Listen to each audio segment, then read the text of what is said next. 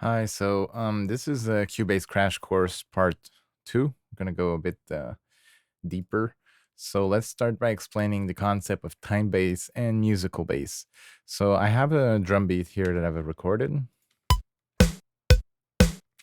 And you see here, or in the inspector here, this yellow quarter note.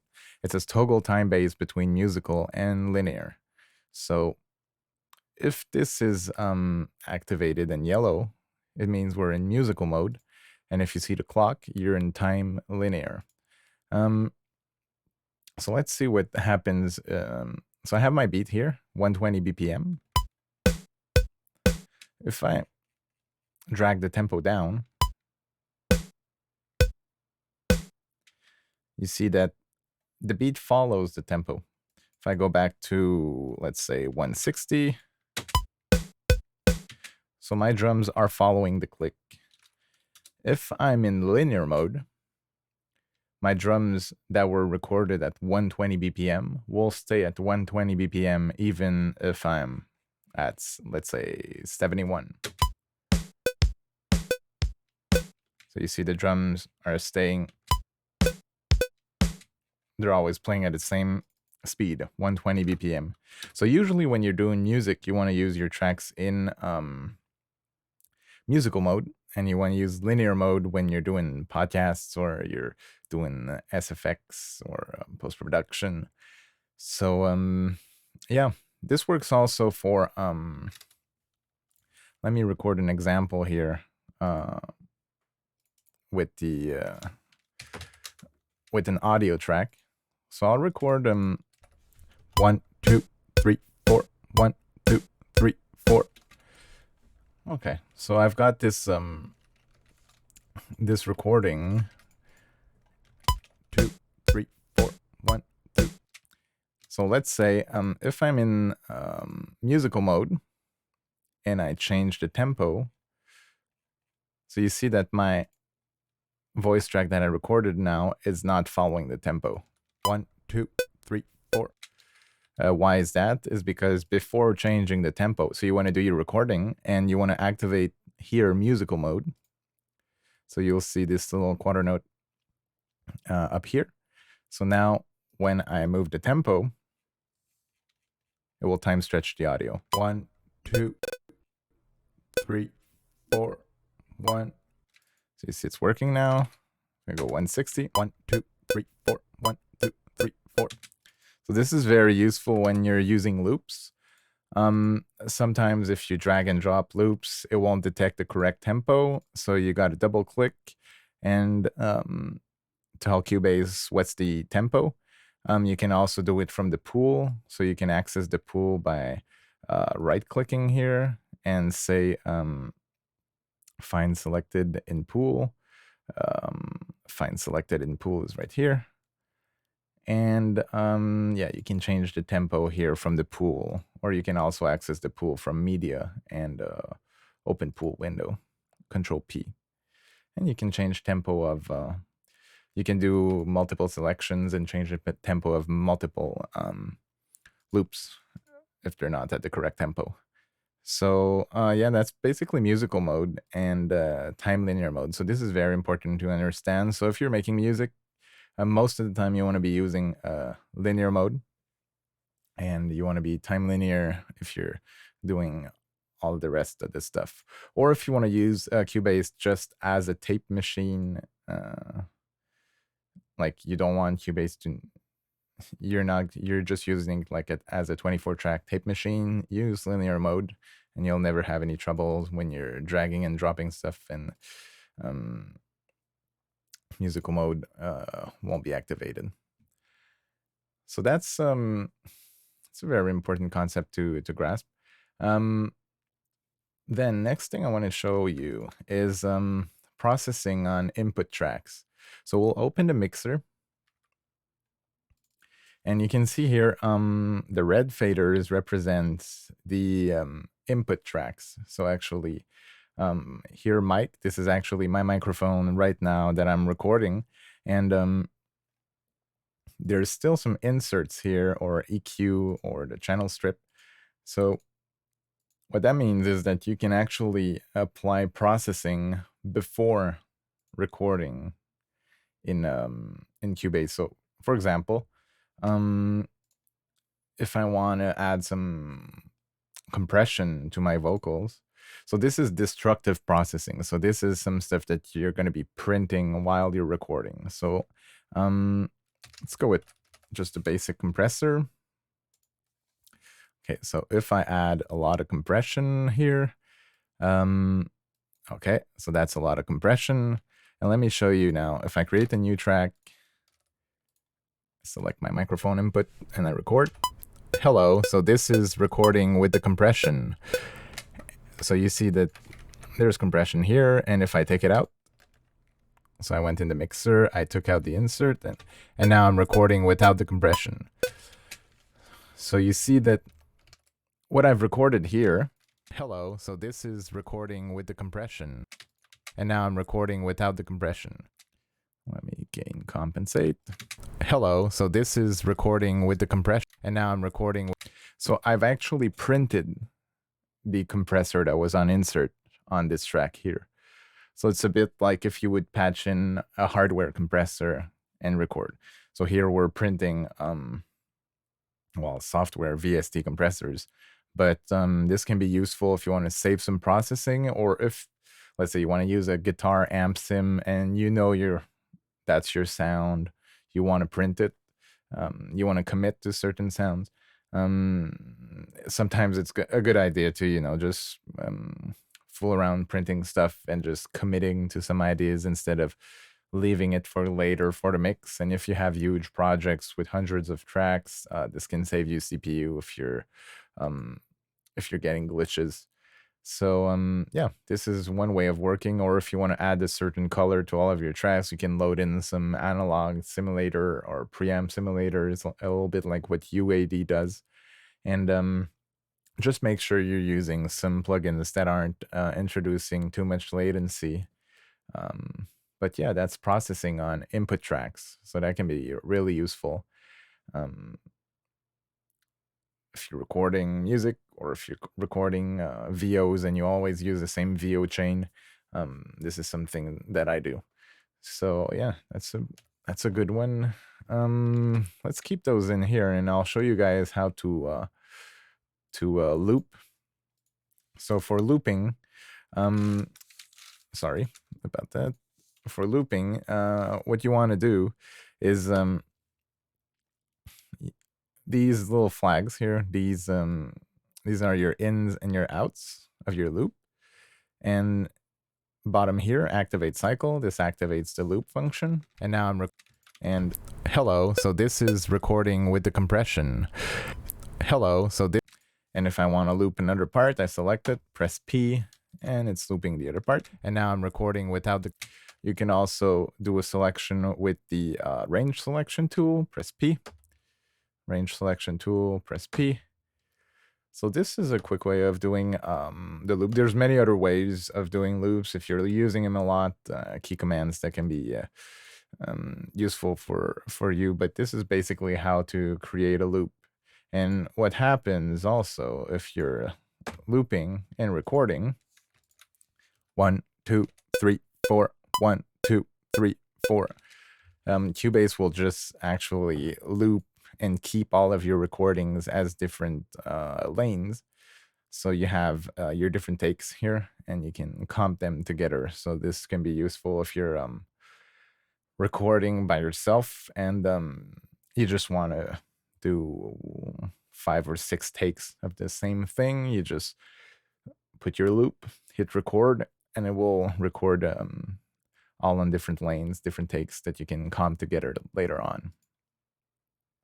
That's the basic of looping. There's punching in and punching out also. I'll have to admit that I'm not often using punch in and punch out. I'm more of I just usually start the playback and hit record. And since I'm using in my preferences in let me find it here. So in record audio, I'm using 1 second of audio pre-record. So that means that Cubase, even though I started recording here, it's recording 1 second before also. There's an audio buffer. Recording here, 1. So even though I started my recording at 1, I still have the previous, I have the previous stuff that I said here if I scroll back like this. So this is useful for when you're punching in, because you want to do edits. Sometimes you need a little bit of you need to trim a bit the beginning to the left. So that's the pre-record for you really helps out. But let me get back to the punch in and punch out. So punch in and punch out, how you want to set them up. I'll take out the activate cycle, the loop here. I'll take it out. And these here are your punch in and punch out functions. So what you want to do to create a punch in. So let's say, let me use this here and this. Okay, so let's say we want to punch in on bar 7. You want to activate the record for the track you want to punch in. You press I and O on your keyboard to activate the punch in and punch out, or you just click here, I, O, and then you don't press the record button, you press spacebar. 1, 2, 3, 4. 1, 2, 3, 4. So you see Cubase went in record mode for bar 7 and went out of record mode for bar 8. I have some pre-roll here. I have so I can trim here, and I got a bit of post trim too for quick fades. So yeah, this is useful sometimes. Most of the time I just prefer to punch in like this. I'll do it manually so I don't have to screw around with in, out, and I just press spacebar. 1, 2, 3, 4. 1, 2, 3, 4. I go in and out, tape machine style. So yeah, there is a more than one way of doing one thing. So you can basically choose whatever works for you. Cool. So that's for punching in and punching out. Let's do some more advanced monitoring techniques. So sometimes, let's say you're recording a singer, and you don't want, like, you're going to be doing a lot of doubling or tripling, or sometimes a good way of managing the headphone mix. Let's say if you don't have a sound card that has many different outputs and you're just basically working with the same mix as the artist. What I like to do often is create a track dedicated to monitoring. So I'll call it Mon. And on this track, you can put anything. Let's say you want to put a compressor, you want to put a de-esser. You can also put some reverb on the insert or on sends. And so this track here, you just activated monitor like this, and this becomes your monitor track. So if I select here my mic, hello. So now it's doubling because I'm recording in OBS too. But yeah, this thing here, I would use it during the whole session. I would leave that on monitor on. So by leaving it on monitor on, that would assure me that the singer is always hearing himself. Even if I'm moving on some stuff on the other tracks, I don't have to worry about the monitoring. It's always on one track. And then here, it's my vocal track where I want to record. So I just activate record where I want to go and hit record. So I can also have some crazy FX chains on my recorded tracks with lots of delay VSTs that introduce a lot of latency. Basically the monitoring still stays clean. So this is a way of working with singers. So I have a monitor here with some basic effects that don't introduce much latency, and I can have crazy stuff. Let's say I'm using pitch shifters and formant shifters on the tracks here. Well, while we're tracking we won't be hearing these changes. But once we listen to, so let's say if I do, let me do one here like this. So let's say I'm using this here and I want to screw with the performance. So hit record. Usually hit record. This plugin here introduces 40 millisecond. Wait, let's not use it. Yes, sir. 40 milliseconds of latency. Hit record. It would be basically impossible to stay on time recording with that. So I would record without the effect, and then when you play it back, well, you already hear the effect. And so using a dedicated monitor channel, you can also solo save it. So solo saving means that if I solo save, you open the edit channel settings, hit Alt on the S. So that means it's in solo save now. So if I press solo on another track, I'm still hearing this track. It's not muting it. You would usually want to use solo save on your reverb sends, delay sends, and a monitor track like this, I would actually use the solo save function. So yeah, that's more like an advanced monitoring technique. So instead of using monitoring on each track that you're using, this gives you the ability to bypass latency limitations, and I find it it's just easier to work with. You just leave it on and it's always on, so you're never wondering, oh, why can't I hear you? It just works. Now let's go and do a bit of I'll show you guys basic comping. There's many different ways to comp. Let me just do a basic recording here. 1, 2, 3, 4. Let's take this out. 1, 2, 3, 4, 7, 8, 9, 10. Okay, so we've got a few takes here. This symbol here, show lanes. This will actually display the different takes that I've done. So here I have 3 different vocal takes. If I click on the bottom square here, it will activate the take. So now I'm going to be listening to this one. 1, 2. If I click here, 1, 2, and if I click here, 7, 8. So you see, this is a way of activating the different tracks, the different lanes. Now let's say I want it to be 1, 2. I want it to be 7, 8, 3, 4. Okay, so I know that these guys here are 7, 8, 7, 8, 9, 10, and I want 3, 4 from the end here. So there's many different ways of doing it. You can use the comp tool here. I won't go into that right now. I'll just show you basically how to do it with the object selection tool. So 7, 8, and then I want 3, 4. So I'll go and do a cut not on my lanes, but on the main track here, and that's going to cut all of the other lanes that I have. So now I can select this one here.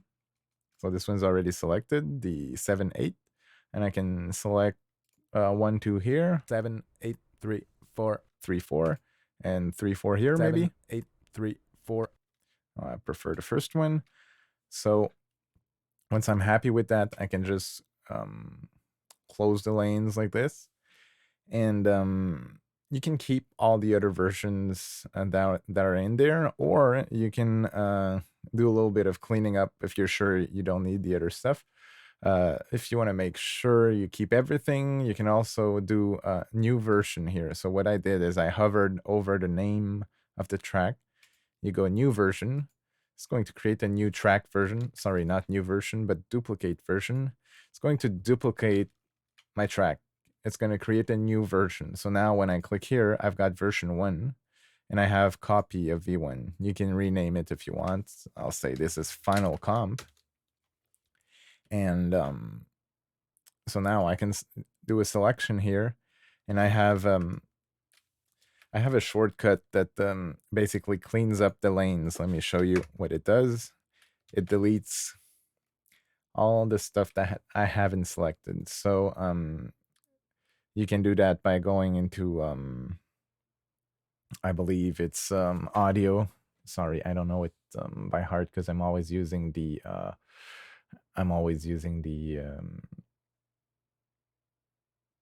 the shortcut.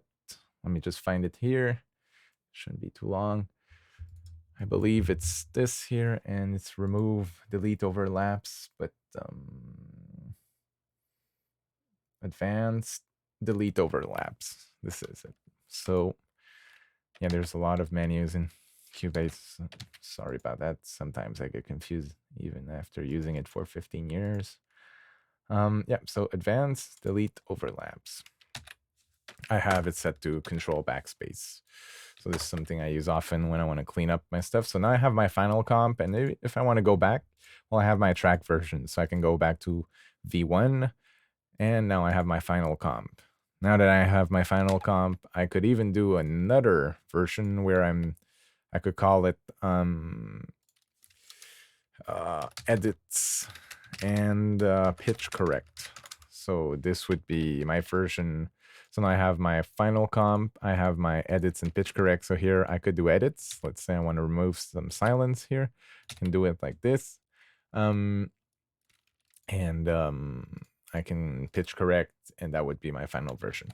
So yeah, that's one way of comping, play with the tools. As I said before, you can do comping also with let me just Control Z here. You can do comping also with the comp tool. It's faster to select, and if you do a selection like this with the comp tool, it will actually do some automatically cut the events for you, and then you can just mix and match, and you're good to go for comping. Let me show you also how to do some quick edits here. So let's say I have, this is my final version here. I'll just copy it here. This is what I want to work with. I want to remove the silences. So you can go audio and remove silence. I believe it's in detect silence. So I have it on Alt S. This will open the detect silence window. Most of the time, what you want to do is just play around with the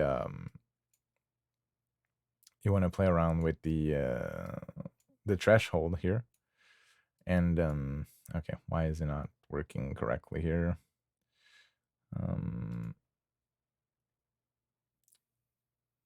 Let me check here. Minimum time open. Okay, this is it. Okay. Yeah, play with the settings.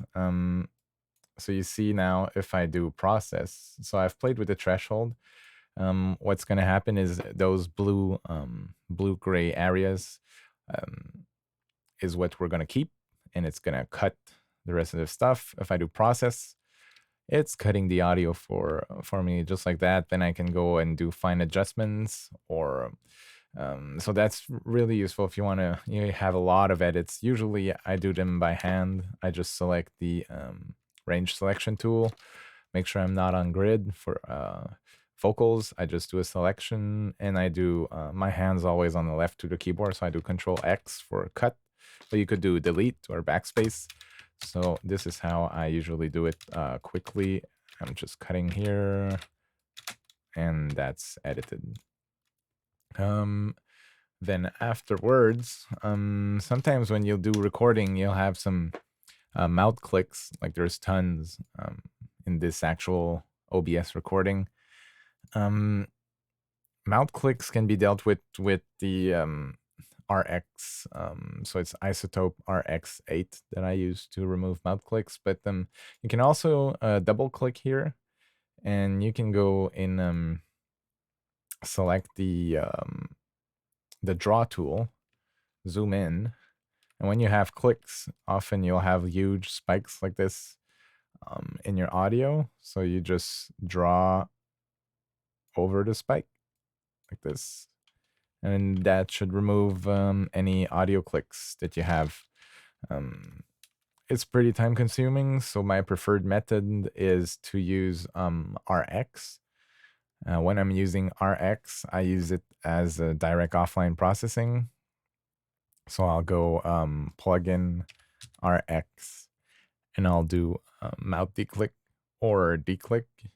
So I'll go into that maybe later on. These are more like advanced features, and RX isotope is not included in Cubase, so you gotta buy that separately.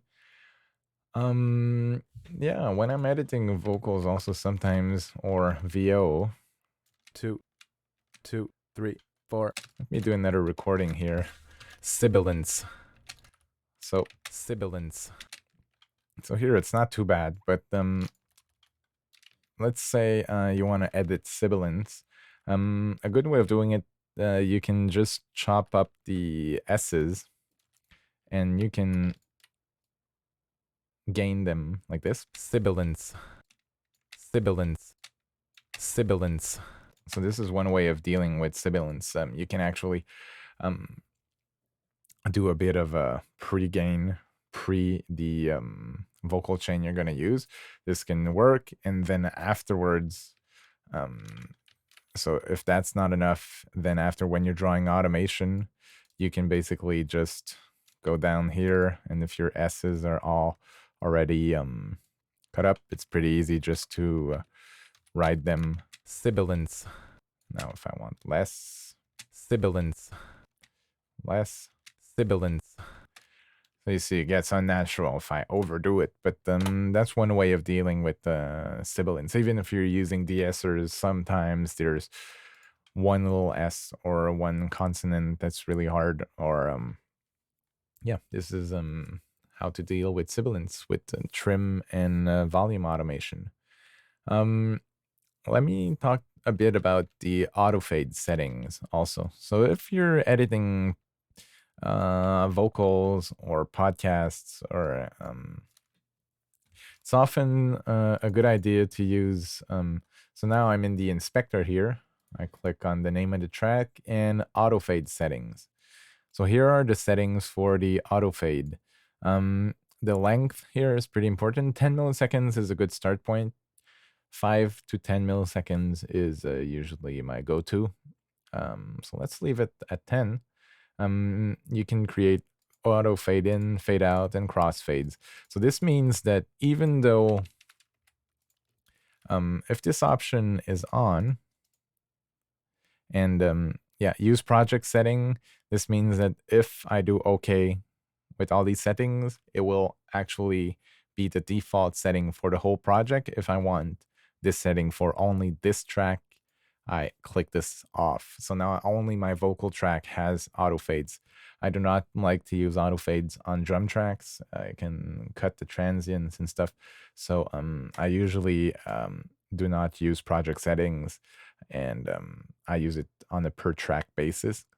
So let's say I have autofade in, autofade out, auto crossfade. So every time I'm cutting the audio and doing, and let's say I have two pieces of audio one on top of each other for here. Well, Cubase is always adding this. It doesn't show it, but it's always adding this little crossfade here. And it's also adding a 10 millisecond fade in, a 10 millisecond fade out. So basically what that means, if you're editing podcasts or if you're editing vocals, is that you don't really need to do any fade in or crossfades. Never. So yeah, that saves a lot of time. That's the auto fade setting.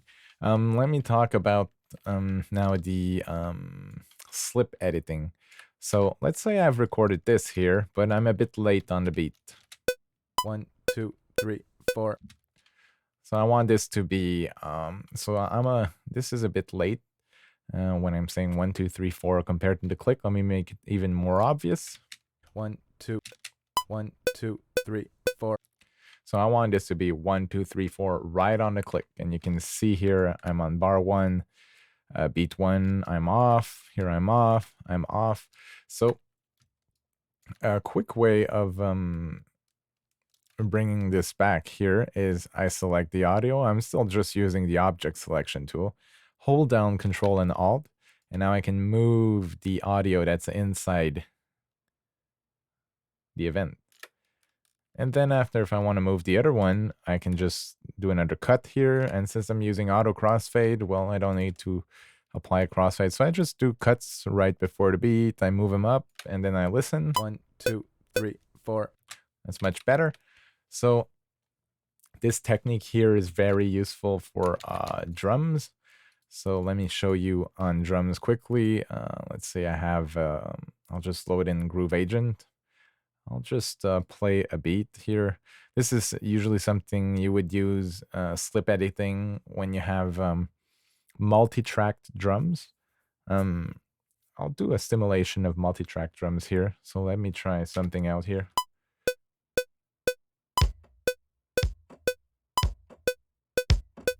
Okay, so I'm obviously playing really off time here.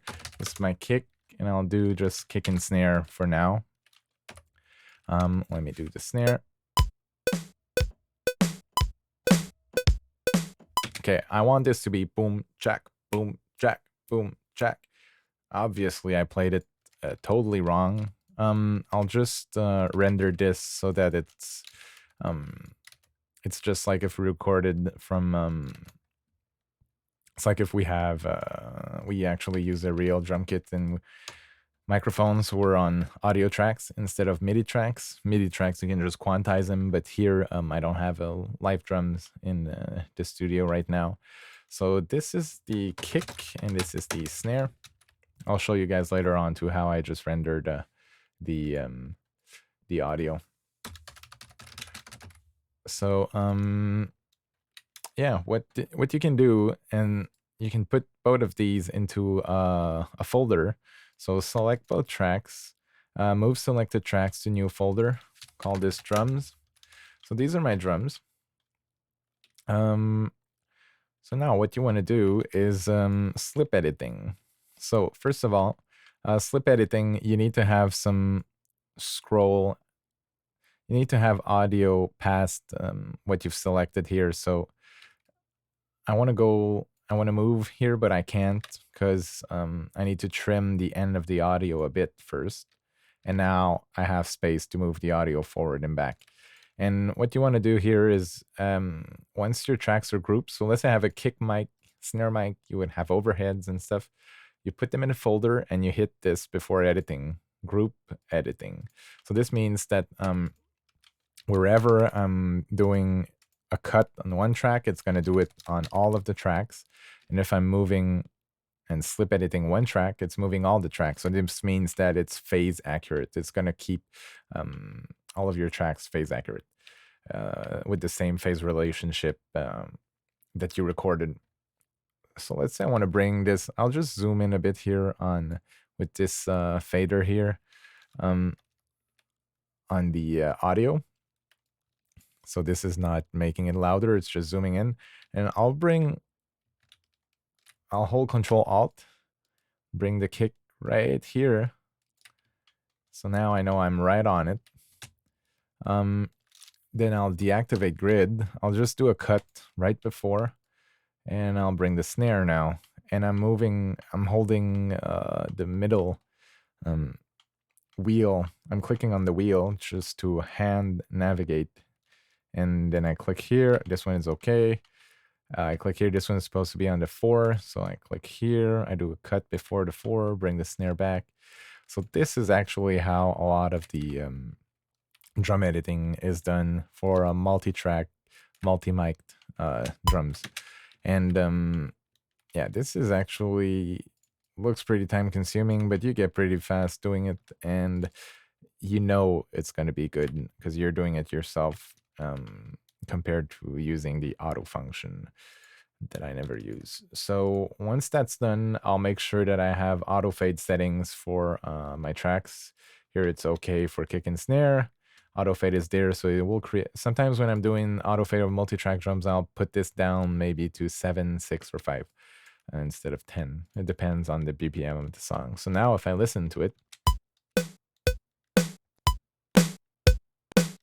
so now we're edited and it's working. I'm just getting a few I'm getting a few clicks here because I think I edited too close. Yeah, sometimes if you edit too close the auto fade goes into the trend. So just bring that back here a bit. And I heard another one, I think here, bring it back a bit. Yeah, so you get the feel of it. Sorry, let's play back.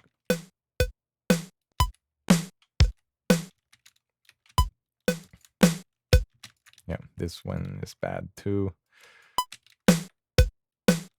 Perfect. So yeah, my playing was really bad, so it's a bit harder when the playing is really bad. But usually when the playing is good and you just have slight adjustments to do, you want to use slip editing. This is the way of quickly editing multi mics and recordings. This works for also guitar, bass, anything, vocals.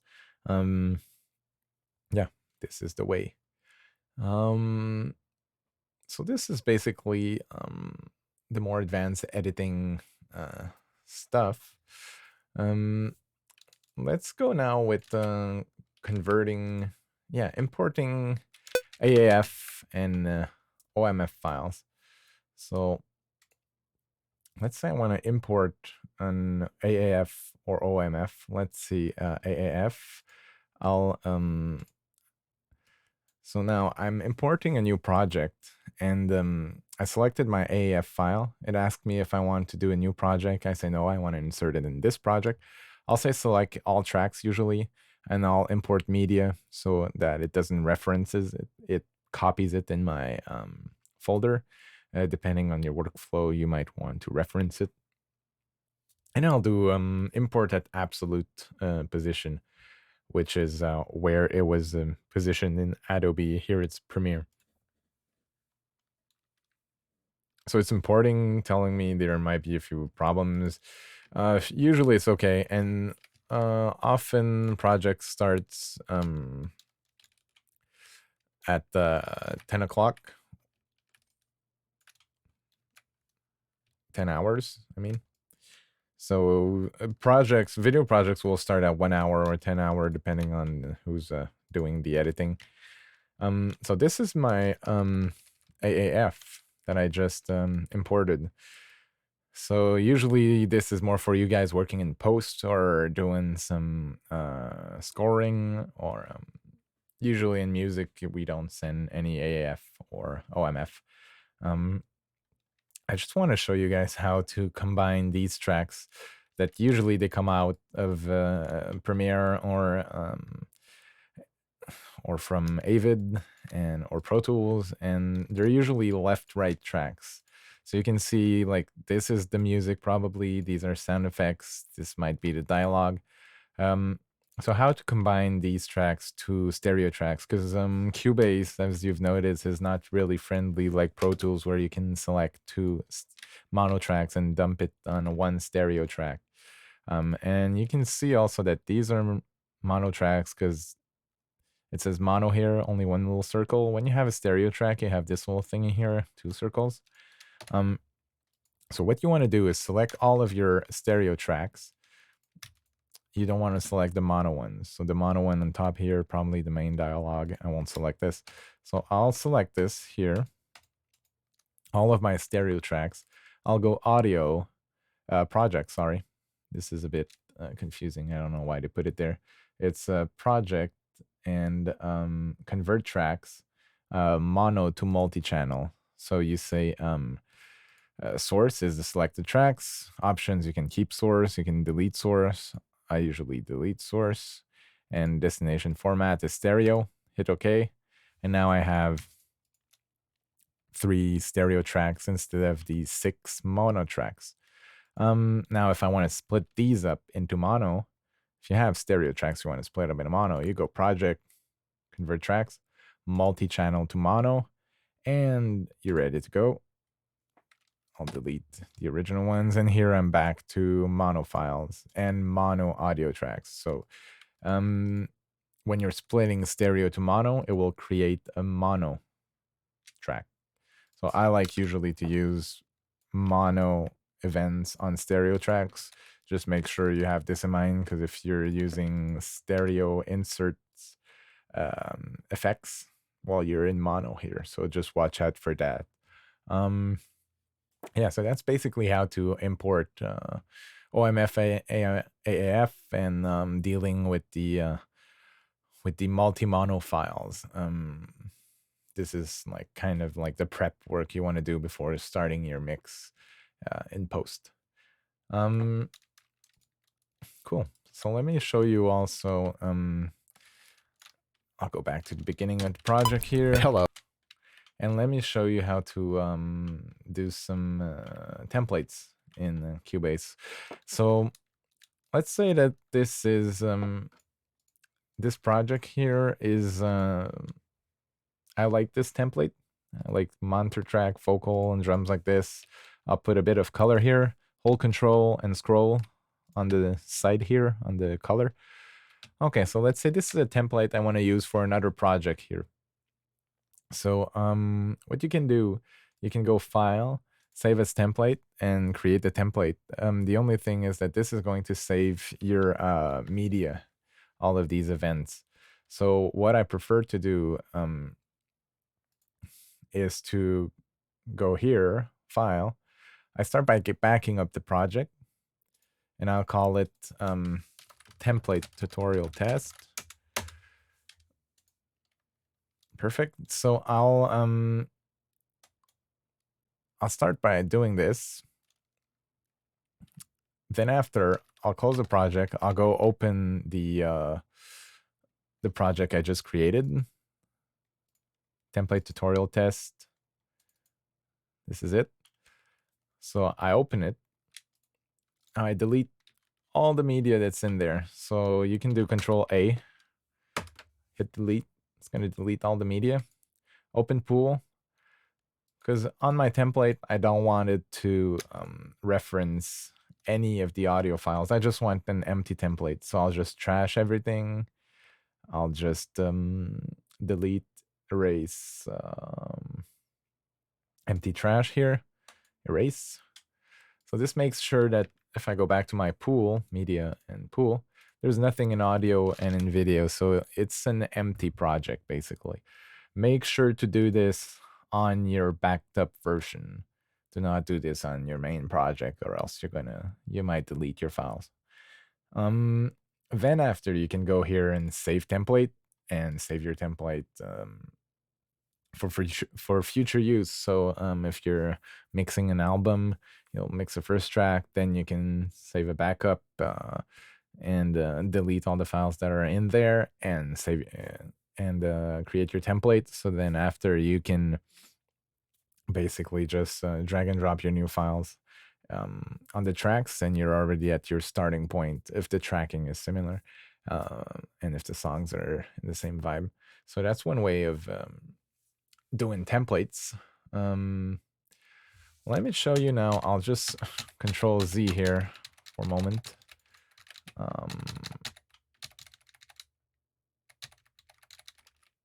Okay, let me open the other project here instead of doing Control Z. Okay, perfect. We're back. Let me show you how to do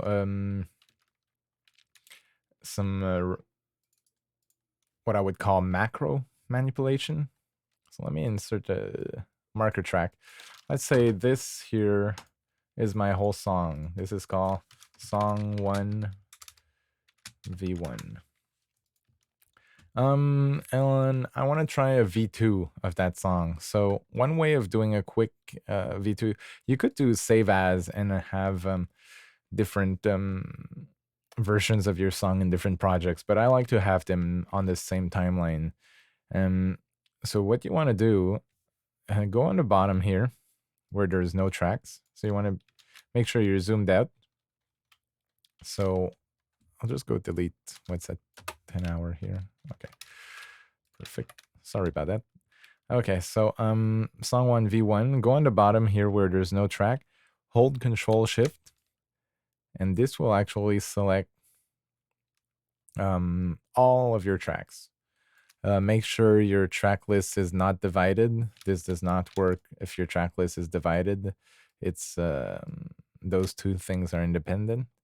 So track list not divided, go to the bottom when there's no track, hold Control Shift, and this selects all of your song. And then after still working on the bottom here where there's no tracks, hold Alt, and you can copy. Sorry. Why is this not working? Oh, it's really weird. Okay, so you gotta. Okay, got a little bug there. Sorry. Usually I'm using it with the snap on the grid.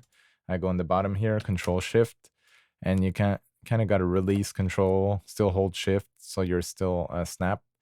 This is a bit annoying, but that's what you got to do. So Control Shift, select, release Control, still holding Shift, adjust to be snapped, and then Control D to copy. So now I can copy my songs many different places. I can have a V2, or this could be instrumental. So I remove the vocal tracks. That's my instrumental. This is if you want to work with, you know, many different versions of your song in the same project. You don't absolutely need to do this. Another like macro manipulation that you can do. Let's say I want to remove bar 7 and I want to remove it. I could do this here, but I want to remove it and delete that time on the whole project. So on the whole song, on all of the tracks. So you scroll down until you get empty space here. I go to bar 7, hold Control and Shift, and then make sure you're on snap. I select bar 7, and then Control Shift X. Control Shift X is actually edit range, and it's cut time. Or you could do also what you could do. Let's say if I cut time here, okay, let me cut it. Let's say now I want to add 1 bar at bar 10. I go where there's nothing here, hold Control Shift. This selects the whole thing. Make sure I'm snapped on. I go edit range, and I say insert silence. So this will add a bar here. See, now I'm doing Control Z, undo, redo. So you see it's adding a bar of silence. So this is very useful when you're editing podcasts or vocals, or when you're dealing with the macro of your song. So whole sections, you want to delete a section, or you want to add, let's say, a pre-chorus of 2 bars. So this is a way of doing it. So let's say I record this here. 1, 2, 3, 4, 5. Okay, so I've got this recording here, and another way of using the cut time function. So it's edit range and it's cut time, Control Shift X. So when you're editing podcasts and you have long silences like this, let me snap off here. You select Control Shift X, select Control Shift X, 1, 2, 3, 4, 5. So now instead of, I just cut the silence, and I'm also so I'm deleting time here. So this is if you want to cut the silence and you want the edits to move, instead of just doing like this, delete and then moving it, you're doing it in one go. So that's one way of working for editing. So that was the range, insert silence, and cut time. Let me go now and show you locate to cursor, which can be pretty useful.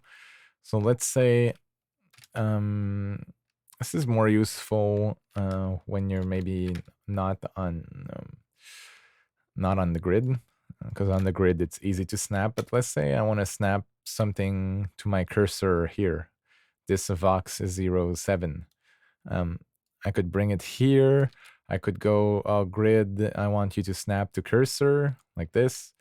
But a quick way is selecting the event you want to snap and Control L. And this will actually bring the event to your cursor. So my cursor is here, select it, Control L, and it goes to the cursor. Also, if I want to bring the cursor to the event, I select the event, hit L, and the cursor goes to the event. This can be quite useful. This is a bit like Pro Tools. Users usually have a function where the cursor will automatically go to the beginning of the event. This is one way of doing it. So this is locate the cursor. There's the automation follow events. So let's say I have some automation here on my clip. This one's pretty obvious. It's like Pro Tools, just activate it. Automation's not following, activate it back. Automation's following. And if you're on a lane, automation will never follow, even if this is activated. So is it a bug? Is it a feature? I don't know. You tell me. Yeah, we've been through track versions a bit. Let me put that here for now. Yeah, we did the pool. The pool is where you have all of your tracks and your events. A quick tip with the pool. So let's say I have this audio. 1, 2. Okay, 1, 2. I'll chop it up and I'll do audio and I'll do bounce selection and I'll do replace. This creates a new audio event for the edit that I've done. So now I don't have any more. I can't trim my file. I've just created a new file. And if you go and click on this file, right click, find selected in pool, it will highlight it. This will work for multiple files also. But you say find selected in pool, press Control C, copy, and then you can go into Explorer, Control V, and paste. 1, 2. So if you're creating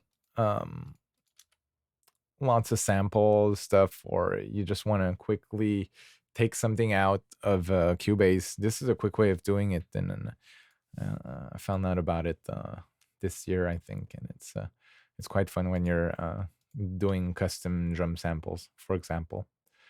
Yeah, so basically the pool also is where if ever you delete stuff, it will be in the trash.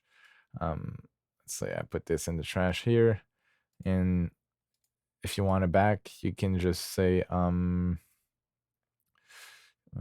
is it? Okay, you got to drag it manually, I think. So if you have files that are in the trash you want to use, again, just drag them back into the audio pool, and then you can reinsert them at your cursor, at the origin where it was recorded, at left of locator. So basically there's a lot of fun stuff you can do in the pool. Let me show you now another function that's interesting. Let me try to find a video here. Do I have something here? So I have nothing. Okay, let's do it without the video. I'll just show you how to set timecode at cursor. So here is my secondary time display. I'll set it to timecode here. And let's say that I want measure 53 to be 0 or 1 hour. So I'll go where I want to set the timecode. I'll go project, set timecode at cursor, and I can say 1 hour.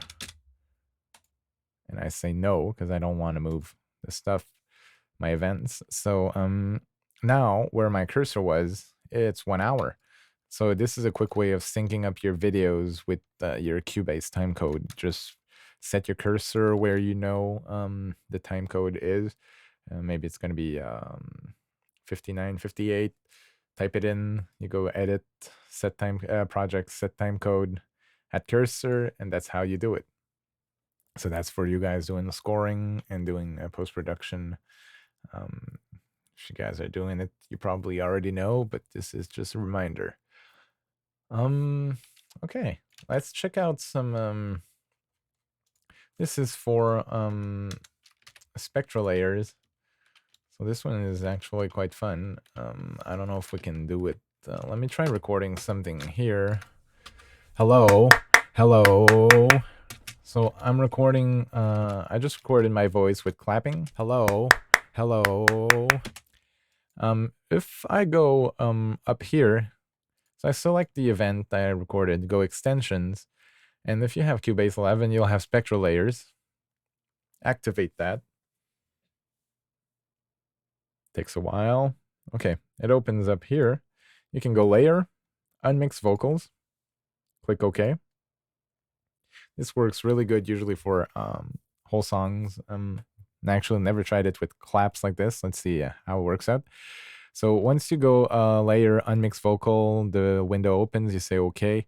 And now you can actually mute the vocal or mute the what they call here piano, drum, bass, other. So you can isolate vocals or remove vocals. So let's try to isolate the vocals. I'll do mute here and let's have a listen. Hello, hello. So this is the best it could do. It's quite hard to do it, I guess, with only these claps. If I remove the vocals, this should isolate the claps. It's not too bad. So this can be useful if you want to just isolate some vocals quickly, or if you want to grab an instrumental real quick. I also use it sometimes in sorry, I'm getting a bug here.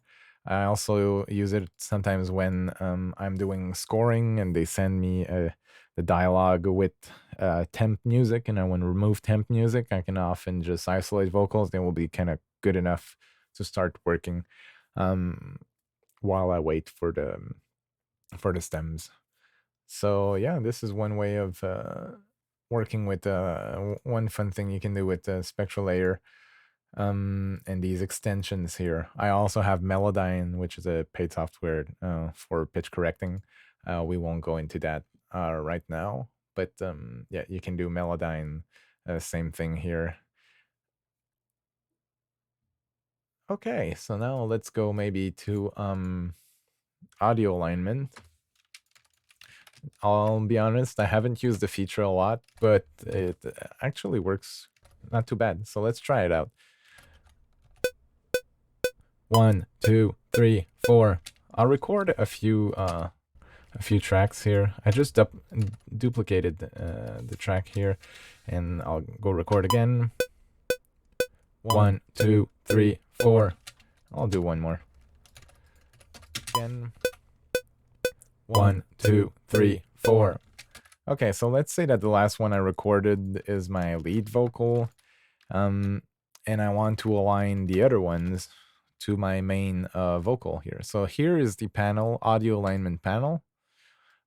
First thing you want to do is decide which one is going to be your reference. So this will be my lead vocal. How you do it is that you select the event and you press on the plus here. So this is the reference, and then after I want to align this to this here. So I'll select what I want to align and press plus. I can select oh, can you select multiple? Apparently no. Okay. Sorry, I don't use this function very often. So let's do it one at a time. I'll say align, and then select this one, align. Oh, plus here, align.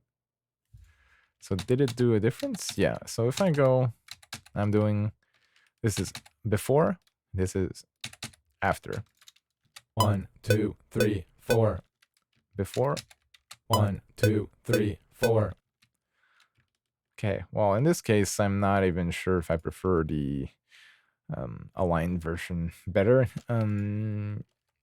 Probably also works best when there's pitch and when someone's singing. Sorry, I'm not a singer, and I don't have any stuff laying around quickly. So yeah, this is basically how you would align different stuff, different tracks when you're doing doubles and stuff, a bit like you can do in melodyne. So not melodyne, but a vocal line. Yeah, so this is a function that I've used before with singers. Works good. Here, not the best, but yeah, try it out. And you have yeah, you have a few options here. Maybe if I would play with those, I could get better results. But yeah, this is how you do it. So you select your reference plus, and you select the target and do plus. I'm just wondering why it says targets and I can't select. Yeah, maybe you guys can help me out with that. Why I can't do it many at a time. Okay, so that's for the it's for audio alignment. Next up, let me show you how to adjust fade to range, which is if you go edit, key commands, I have it set to F, so audio adjusts fade to range. So it's in the audio folder, adjust fades to range. This is the way that I create fades quickly. So with once you have that set up in your key commands, you can just make a selection, press F, selection, press F. So I find this really quick compared to, let's say if I create many events here, I find this really quick compared to going on top here, selecting this little triangle thingy. You just select your tool number 2, range selection, and you just press F, and you're fading in, fading out super quick. Yeah, this is just a little speed run trick, I guess. Let me explain now also the show and explorer function in Cubase. So let's say I have this event here, and I right click here, and I can go show and explorer. Oh, sorry, I gotta go first in find select and pool, and then right click here and say show in explorer. So this will open my audio folder here, and oh, it didn't select it. Yeah, you have to find it manually. Okay, it's not the best feature. Sorry about that one. It was on my list, but it's actually not terrible. Yeah, so you right click in the pool, show in explorer. Oh no, it actually selects it. Okay, so Vox 07, show in explorer. Perfect, yeah, it selects it. So now record this. You have access to the original, to the raw recording if you want, the WAV file. So this is one way of finding, let's say I'm doing multiple selection, it will actually, will it work? No. So it only works for one file at a time, but it brings you to the correct folder. And yeah, if you're referencing files too, if they're not all in the same folder, it can bring you to that folder. And yeah, that's one way of navigating instead of doing it manually.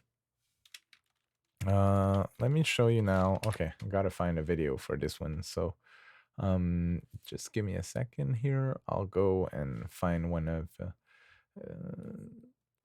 I got some tutorials here, small tutorial video files that I can use. Okay, so I'll just drag this video in. Oh, can I use it though? Oh, give me a second. Gotta convert it first.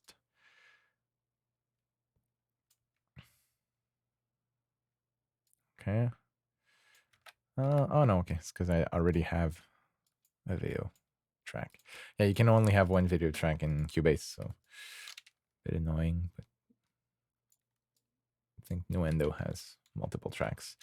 Okay, so I got a video in red here. It says frame mismatch. Hit Shift S, get frame rate from video, and okay, so I'll show you guys now the use video follow edit mode. So this is transport. Use video follows edit mode. So this is the mode you want to use if you're doing music editing to picture or sound design, or let me open the video file also for you guys. So I'll put it small here. So what this does here, it means that if I select, let's say this here, let's say this is an effect, a sound effect, and as you can see, as I'm scrolling, the cursor is moving and is scrubbing the video as I'm doing it. So this is an easy way of, let's say this is a sound effect I want to place somewhere. I want to place it when the Windows comes up. Oh, and there it is. Boom. Hey guys. So, hey guys, we got hey guys when the windows are flashing here. Compared to if I'm not using use video follow edit mode, if I'm moving this, the cursor stays at the same place and it's not scrubbing the video. So this is use video follows edit mode, what you usually want to do if you're in post, or if you wanted to behave a bit like what you would have in Pro Tools when you're doing sound design. So this is it. Transport, use video follows edit mode. Then let me show you about the metronome setup. Bottom right here, you have the metronome, activate it, C. And if you go to the E, open metronome setup. So this is here where you activate metronome click. It's the same as pressing C on your keyboard. What do you want to use? An audio click, the MIDI click, and then you have all of your, you want to click during count in. You have all your setups. You can change the sounds too. You have different presets. The vintage URI spike, hi-hat sticks, click patterns if you want to have accents, no accents. Basically, this is all different stuff you can do to get your click to feel all right. If you go on these three little dots here and just expand, you go right and left, you'll see these are the accent on the click here. So right now the click goes beep, boop, boop, boop, so like this. If I put this down here, I won't get any accent. So this is all same pitch. And if I want the accent, go back up here. And now I get an accent on the first beat. So this is, yeah, the click track. If you want to go deep, that's how you do it. Lots of people like to have different click patterns or different click sounds. So this is where you can change it. And yeah, pretty easy to do. Let me talk a bit about, in part one, I talked about, if you go F4, the control room, we have the monitors set up here. Let me talk to you about the control room. So if you don't see the control room, go top right here, show the right zone, CR for control room. And yeah, these things might be, so one thing, if you don't hear your click and the click is activated, go down here on main, click on main, and make sure the click volume here is at 0, and make sure that activate metronome click is activated too. Because if this is not activated, even if my metronome is on off, it's not going to sound because I'm not sending the metronome to the main output. So this is something that I've seen a few times. People are complaining, I can't hear the click, it's activated. I'm using control room. Well, this is it, and this is the volume for the click. So it's another independent way of dealing with the volume of the click compared to inside the metronome settings here. You have your normal control room settings, like you can dim the signal, you use a reference signal, you can down mix to mono, and your volume here, I usually leave it to 0.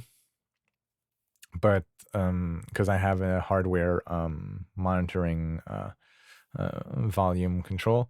But if you want to control your volume, you want to control it here. You don't want to control it on the stereo track here. So this stereo track will affect the output when you export. This here will not affect the output when you export. So this is just for monitoring purpose. So this is where you want to do your volume adjustments if you're not using a hardware volume knob. There's also the talkback, other stuff. We'll go into that later, but for now, for just monitoring, this is what you want to know. Let me show you quickly also the plugin manager. So if you go Studio VST plugin manager, so I've got tons of different plugins. You guys might have less, but this is where you do your settings for. This is the default view that I have on my plugins. So when I go in insert, I click here. This is my default view. These are the folders that I see. So you can basically, you have many different ways of dealing with this, but you can basically delete whatever you want from here or add stuff, add different folders, arrange it like you want. Let's say if you only have 5 different plugins you're using, put them in here, save it as your default, and you're good to go. Or here I have Steinberg only plugins. I have my default plugins here.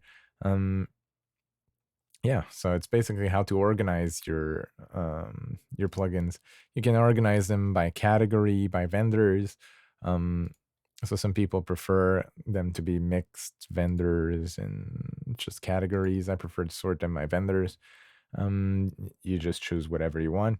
And down here, this setting here, is where Cubase is going to scan for your VSTs. So if you install a VST and Cubase is not finding it, it's probably because you didn't install it in the correct folder. So you can actually add the path, or you can move your installed plugin to the correct path. So yeah, this is something you want to check out, especially for VST2s. VST3s usually always install correctly in the common files and VST3 subfolder. For VST2, vendors don't always install in the correct folder. It won't happen often, but if your plugin is not getting scanned, this is where you want to do it. And if you want to rescan all your plugins, top here, this is rescan all. I won't do that because it takes a bit of time.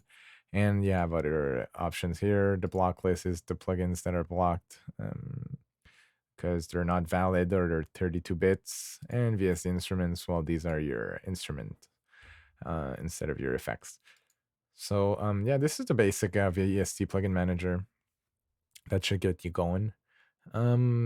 The audio performance meter now, let me show that to you. If you press F12, oh, you see, so we had some red here in the performance meter. Let's put it always on top. I'm using a, so let's say I do playback here. We'll see if 1, 2, 3, 4. Yeah, we're not getting any spikes here, or even if I'm recording in OBS. Getting disk cache popping in and out, but that's normal. If you have problems with your audio, it's clicking, and you see these meters are in the red, average or maximum.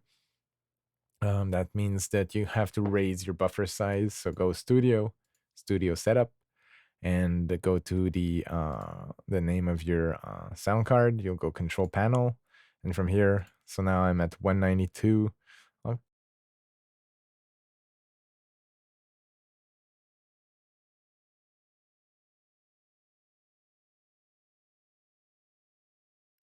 Yeah, usually you want to bring the buffer size bigger. You want to make it bigger if you're having glitches. You want to make it smaller if you want less latency, but might be glitchier.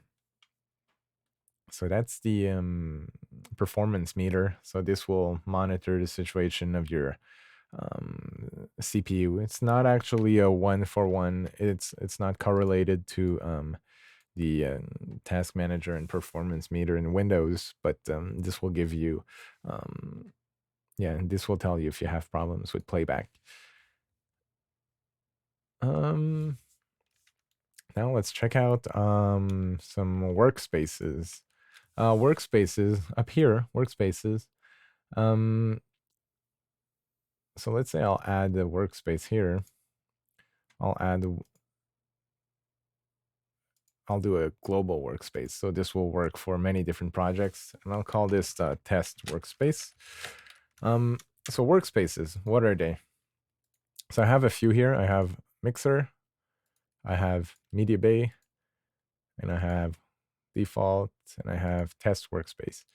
So a workspace saves the state of your screen. So if the mixer is open and it's resized this way with this plugin open and anything, so it's actually quite useful if you have a very specific workflow. Let's say you could have a workflow for editing media bay when you're dealing with your mixer. So you can arrange the windows. Like this one, media bay is fun because I have my media bay for one half of the screen and my project on the other half. So I can work on my project, go into my media bay, and work around finding my sounds. Yeah, so you can basically customize it like you want. You can save it, and then after, if you do slight modifications to your workspace, this is update workspace. So it's like save, or so it's gonna erase your workspace and save on top of it. Add a workspace is like save as, you're saving a new version. And organize, this is just, you can see your key commands, and you can see you can organize them and delete them. And yeah, so I might go here in organize and delete the test workspace. Perfect. So that's the workspaces. Yeah, so I have like one here that's I'm using on the left here, mixer number 2. So when you go studio mix consoles, you have 3 consoles in Cubase. So I'm using a console here on the left because I want to have the fader here. I want to open these guys and I want to see the EQ. This is one way of working. You can do whatever you want with your Windows, save it, and yeah, Workspaces are great, a great way of working. Let me show now something that's maybe like sometimes people will tell you, "Oh, how long is this?" or like how much time is this song? Or so what you want to do is on the bottom here, you have your main time display. If you set it to seconds, now let's say if I make a selection now, you'll see the range length. Well, that's 18 seconds. So that means that, okay, this song here, if I select it, boom, it's 45 seconds. This event here, if I select it, I'm getting the length of 1.9 seconds. So this is how you have to switch your main display type to seconds if you want to know how long or are your events or how long is your song. You can also go back to bars and beats, and you can also add a second ruler. So I'll put the ruler here, and I'm scrolling with my mouse wheel here. Bars and beats, seconds. So now I have a ruler that's in seconds, so I can basically oh, let's go also set timecode at cursor. I'll just do 0 here. Okay, so now song starts at 0, and this is 5 seconds, 10 seconds, 15 seconds. So I have 2 rulers. It's the 1 minute mark. So yeah, you can basically add as many rulers if you want. You can set them in timecode. You can or samples. But usually I always have 2 rulers. I have one that's in measures and one in seconds. But if you want to know the exact length of an event, you got to come here and go seconds. Or you can also just press dot on your keyboard, period, and it will swap the main and the secondary time display. And now I can check, okay, the length is 1 minute. It's 2 bars, 1 minute, 1 second, 2 beats. Yeah. So that's how you determine the duration of an event or of a song. Let me show you this thing here too. Constrain delay compensation. So let's say I have a track here, and let me put, let's say, the multiband compressor. Okay, got the multiband, and now, yeah, it's kind of doing a slap delay thingy, because if I go in my mixer F3, make sure you have top here channel latency. So the multiband here, if I alt click to bypass to power it down, power it back up, 123 milliseconds of latency. That's a lot. So you can't really track and listen to that at the same time. But let's say you want to track, and instead of just deactivating this, you can constrain delay compensation. So this, once I'm in record here, it takes this out. So I can record, and it's actually not like this and a huge delay. So it bypasses, it doesn't really bypass, but it removes, it powers off the plugin, removes the latency the plugin is causing, and so you can do a quick punch in or punch out. You won't be able to hear your insert, but at least you're on time and you can punch in and punch out. So when you're mixing and you have tons of effects on your master bus and stuff, and you don't want to deactivate them one by one, just go here, and that does it. So that's for the constraint delay compensation. Next thing we can do is yeah, we can do a recording from let me just show you this here.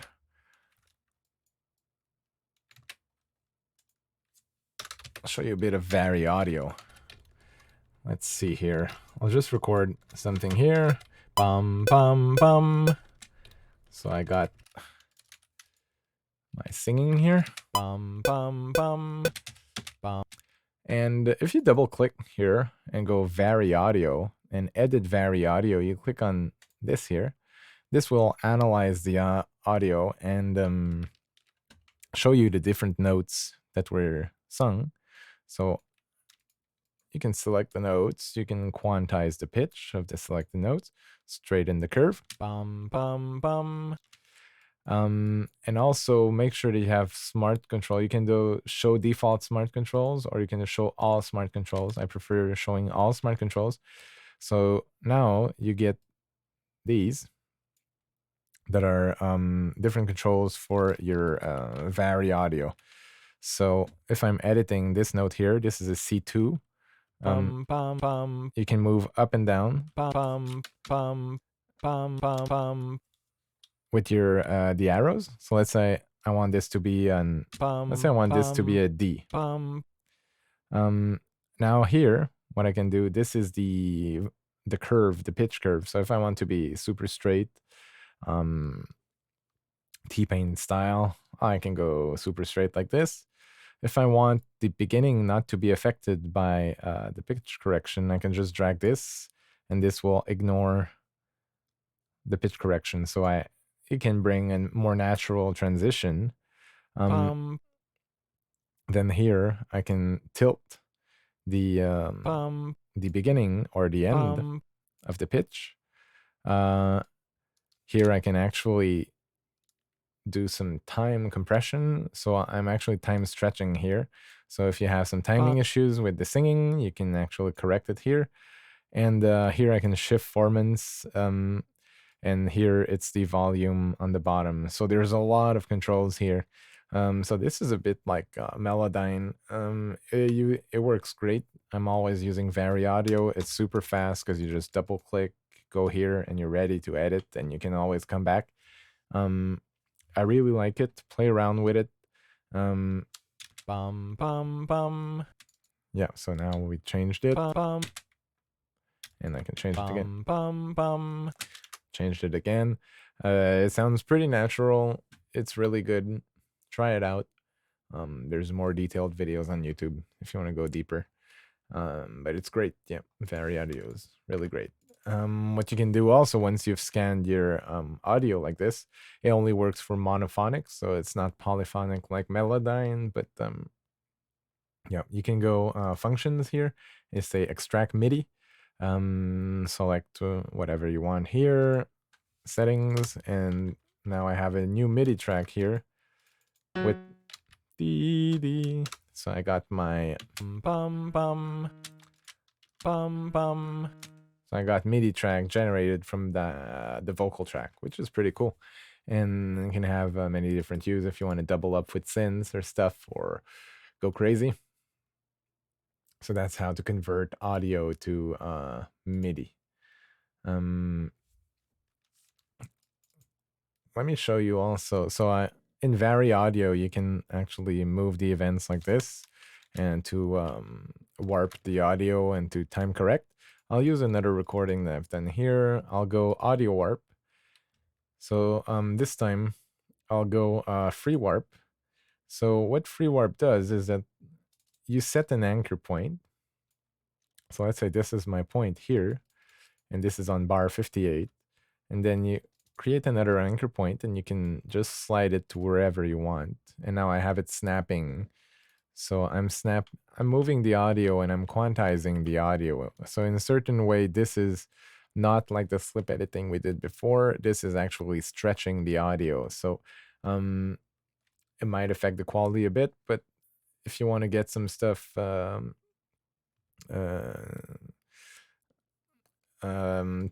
compressed, or this is the way to do it on an audio track. You can also do it by here, sizing, apply time stretch. This one is more like this here. You go like this, so hold, get you 3 options. You're usually on normal, and you can go sizing, apply time stretch, and you can time stretch some stuff, which is pretty cool. Let me show you another thing here. Just a quick function. Not a lot of people use this because it's a bit terrible, but I use it sometimes. It's the spectrum analyzer. So you want to go audio and spectrum analyzer. So this is actually a representation of the audio event that I selected. So if you have a whole song, you can spectrum analyze it. The only thing I hate about this is that this left scale here is always changing, so you have no real way of knowing what's going on. Because here you see it's 27.6 minus 72. If I select another one here, it's 22 minus 65. But it gets you in the ballpark, and you can see, okay, I have a lot of proximity effect here on my recording. I have a lot of 106 hertz. Maybe I want to cut some lows here or something, or okay, I can see where my sibilance is, or yeah.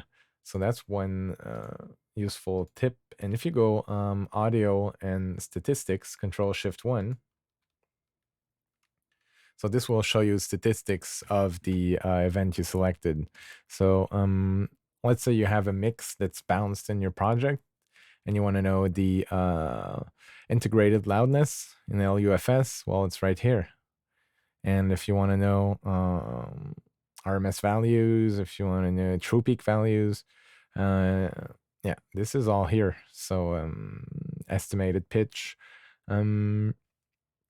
yeah, it's not something that a lot of people use, but go audio and statistics, and yeah, that's a nice way of dealing with it. Direct offline processing. Let me show you a bit. So let's say I have this vocal here. 3, 2, 4. 3.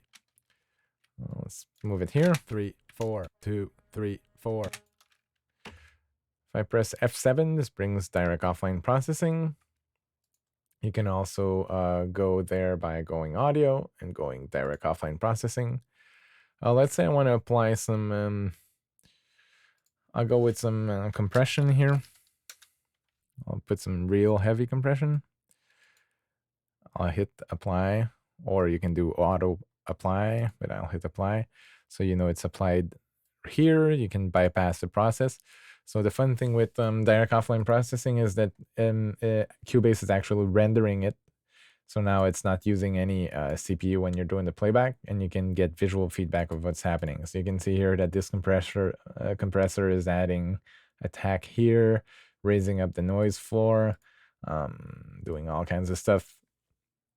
Yeah, so you can bypass it, you can delete here, you can save your favorite processings here.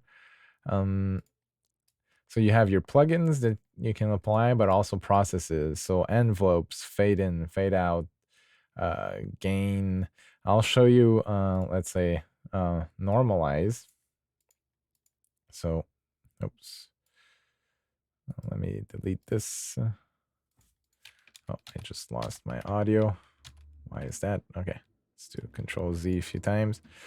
Okay, so this is my original audio. Let me show you normalize. So I can do loudness normalization. If I want this audio to be minus 23, or let's say you're doing a podcast, you want your mix to be at minus 16, just select your mix, type minus 16, apply, and it will actually take your audio that you've selected and normalize it to minus 23. So you don't need to listen to it and do manual gain adjustments in your limiters and stuff. It's just going to adjust it for you. You can peak normalize too.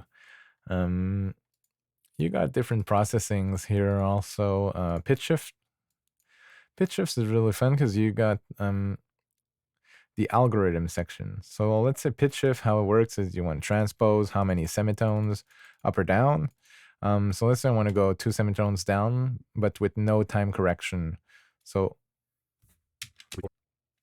oh, this is, I'm sorry, this is really buggy here.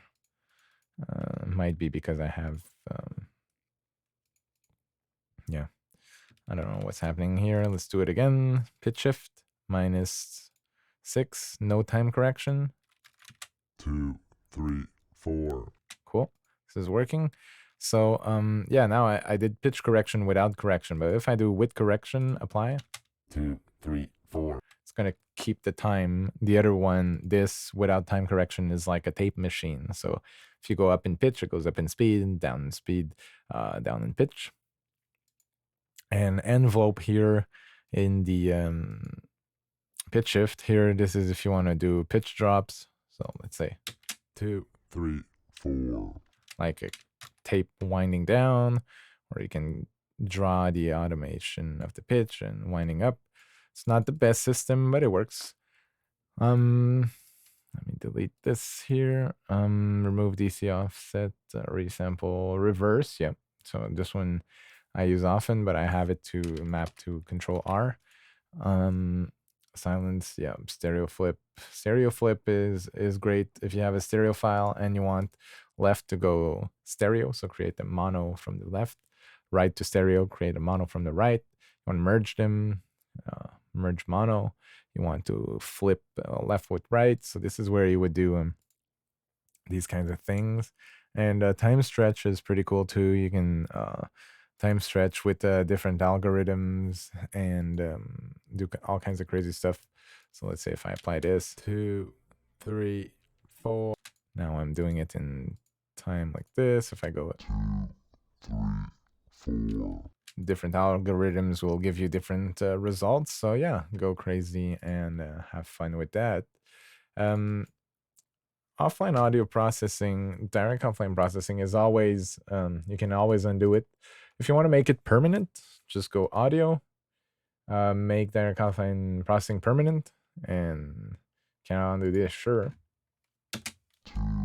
So now this is printed, and if I go F7, it's not there. So this is more like audio suite in Pro Tools. So you can't change the settings and bypass the stuff. It's just applied to the audio, and this is one way of working too, and it can work quite well.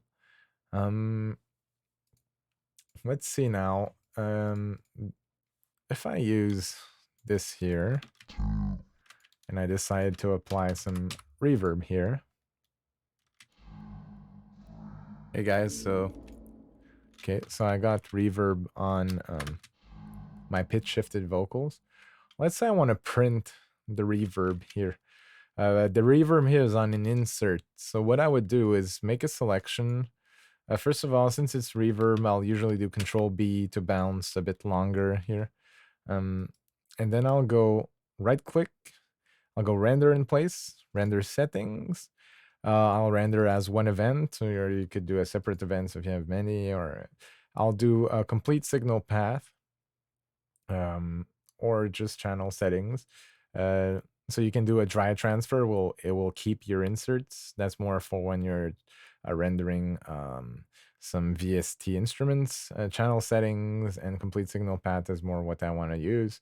And you can even render it with the master effects, the effects that are on your stereo out. So I'll go and render. And as you can see here, I have a new track. So this is I'll just go and bump up the volume here. I'm going to the info lane here and bumping up volume up here. And now I got this. I can reverse it. Sorry, I'm getting a lot of clicks. I think it's because of OBS.